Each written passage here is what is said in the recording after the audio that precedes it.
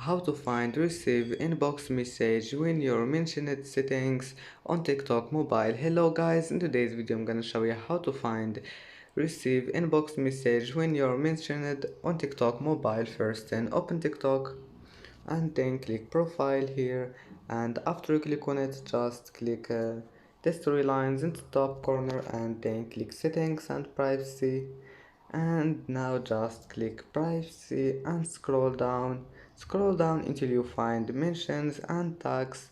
Here you will find it, then just click on it and scroll down again, and as you see here you will find this one, inbox message preferences, and that's it. And that's it for today's video. If you like this video, don't forget like and subscribe, and thank you for watching this video until the end, and see you in the next video.